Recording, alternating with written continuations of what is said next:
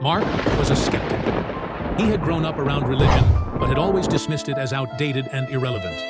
His life was fine, or so he thought. He had a decent job, a small group of friends, and plenty of hobbies. Yet, deep down, he often felt an emptiness he couldn't quite explain.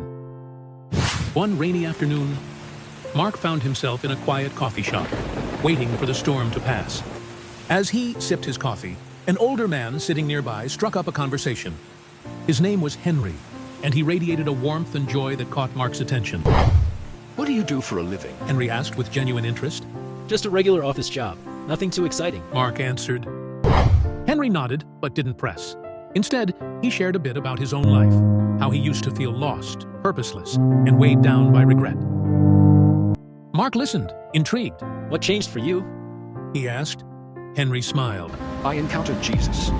Not in some big dramatic way, but in the quiet moments when I was at my lowest.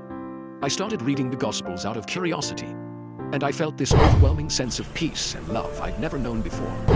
It's like he met me right where I was. How do you know it wasn't just a feeling or your imagination? He asked. 'Cause my life changed. Henry replied.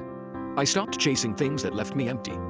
I found purpose, hope, and a love so real, it transformed how I saw myself and others. And it wasn't me. Trust me, I tried to fix myself before, and failed.